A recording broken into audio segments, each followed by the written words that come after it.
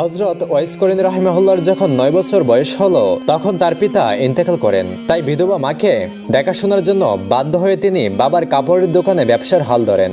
ব্যবসা করে যা উপার্জন করতেন তা দিয়ে মা ছেলের জীবন কোনোরকম ভাবে কেটে যাচ্ছিল। কিন্তু আল্লাহর ইচ্ছা বোঝা বড় কঠিন। একদিন ভোরবেলা তিনি দোকানে গিয়ে দেখলেন দোকানের সমস্ত মালামাল কারা যেন চুরি করে নিয়েছে। খবর শুনে তার মাও দোকানে আসলেন। তার মা দোকানের অবস্থা দেখে বললেন, বাবা ওয়াইস, এখন আমাদের কি হবে? এবার কি করে আমাদের দিন চলবে? তখন বালক ওয়াইস তার মাকে অভয় দিয়ে বললেন, আম্মা জান, আল্লাহ তাআলা যা করেন ভালোর জন্যই করেন। অতঃপর বালক ওয়াইস করিনী রাহিমাহুল্লাহ এক প্রতিবেশীর ভেড়া চড়ানোর কাজে নিযুক্ত হলেন। প্রতিদিন তিনি ভেড়ার পাল নিয়ে মাঠে যেতেন এবং ভেড়া চড়াতেন, আর ক্লান্ত হলে গাছের ছায়ে বসে আরাম করতেন। একদিন বালক ওয়াইস করিনী রাহিমাহুল্লাহ ভেড়ার পাল মাঠের মধ্যে ছেড়ে দিয়ে কাছের একটি জঙ্গলে প্রবেশ করলেন। গভীর জঙ্গলের ভেতর দিয়ে তিনি হাঁটছিলেন। যেতে যেতে হঠাৎ দেখতে পেলেন একজন দরবেশ সেখানে ধ্যানে মগ্ন আছেন। তিনি দরবেশের কাছে গিয়ে দাঁড়ালেন। হঠাৎ দরবেশের ধ্যান ভেঙে গেল। তখন দরবেশ বালক ওয়াইস করিনী রাহিমাহুল্লাহকে জিজ্ঞেস করলেন, বাবা, তুমি কে? আমার কাছে কি চাও? বালক ওয়াইস করিনী রাহিমাহুল্লাহ নিজের পরিচয় এবং অবস্থার কথা বর্ণনা দিলেন। তার অবস্থা শুনে দরবেশের দয়া হলো, তাই তাকে নিজের কাছে বসিয়ে অনেক সময় ধরে আলোচনা করলেন এবং বললেন, তুমি সময় পেলে আমার এখানে এসো, কিন্তু সাবধান, কাউকে সাথে নিয়ে আসবে না, আর আমার কথা কারো কাছে বলবে না। তারপর থেকে বালক ওয়াইস করিনী রাহিমাহুল্লাহ বেড়াগুলো মাঠে ছেড়ে দিয়ে প্রতিদিন সেই দরবেশের আস্তানায় যেতেন। দরবেশ তাকে যা উপদেশ দিতেন তিনি তা মনোযোগ দিয়ে শুনতেন। তিনি সেখানে যতক্ষণ থাকতেন ততক্ষণ তার দুনিয়ার কোনো কথাই মনে থাকতো না। দরবেশ যখন বলতেন, বাবা যাও, এখন তুমি তোমার মালিকের ভেড়ার পাল দেখাশোনা করো, তখন তার ভেড়ার কথা মনে পড়তো এবং সেখান থেকে চলে আসতেন। একদিন দিনের বেলা ভেড়ার পাল নিয়ে বাড়িতে ফিরলেন। তখন মালিক দেখতে পেল যে অনেকগুলো ভেড়া হারিয়ে গিয়েছে।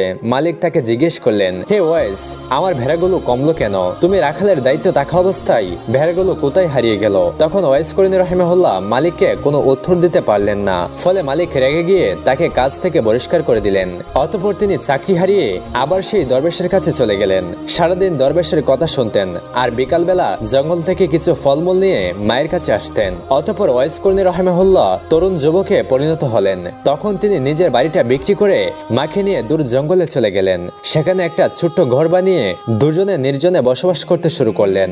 বাড়ি বিক্রির টাকা দিয়ে তিনি একটি দুধের উট কিনলেন। ফলে উটের দুধ আর জঙ্গলের ফলমূল খেয়েই তাদের দুজনের দিন কোনোরকম কেটে যেতে লাগলো। তারপর থেকে তিনি আর কখনো লোকালয়ে বের হতেন না। সেখানে তিনি ইবাদত বন্দেগী করতেন আর অন্ধ মায়ের খেদমত করতেন। তিনি যদিও আল্লাহ রাসূলের যুগের মুসলিম ছিলেন, কিন্তু অন্ধ মাকে রেখে কখনো রাসূলের সাথে দেখা করতে যেতে পারেননি। এদিকে একদিন সাহাবীদের সাথে কথা বলার সময় নবী করিম সাল্লাল্লাহু আলাইহি ওয়াসাল্লাম বললেন, আমার উম্মতের মধ্যে এমন একজন লোক আছেন যার সুপারিশে আল্লাহ তাআলা বনি মুজার এবং বনি রবিয়াদের যত বকরি রয়েছে এবং বকরিগুলোর গায়ে যত পশম রয়েছে ঠিক ততগুলো গুনাহগার উম্মতকে ক্ষমা করে আল্লাহ সুবহানাহু ওয়া তাআলা জান্নাত দান করবেন। তখন সাহাবায়ে কেরাম জিজ্ঞেস করলেন, হে আল্লাহর রাসূল, কে সেই ভাগ্যবান উম্মত? রাসূল সাল্লাল্লাহু আলাইহি ওয়াসাল্লাম বললেন, তার নাম হচ্ছে ওয়াইস করনী। তখন সাহাবায়ে কেরাম বললেন, কিন্তু কই, আমরা তো এই নামের কাউকে কোনোদিন আপনার কাছে আসতে দেখিনি, আপনি কি তাকে চেনেন? নবী করিম সাল্লাল্লাহু আলাইহি ওয়াসাল্লাম বললেন, আমি তাকে অবশ্যই চিনি, কিন্তু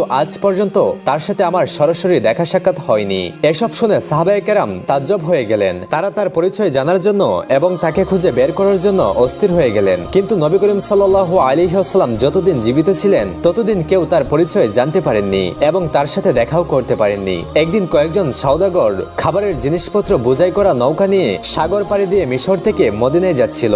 ওই নৌকায় ছিঁড়া কাপড় পরা একজন পাগল ছিল। যাত্রীদের মধ্যে কেউ তাকে চিনত না। অতঃপর নৌকা যখন সাগরের মাঝখানে গেল তখন আসমান মেঘাচ্ছন্ন হয়ে গেল।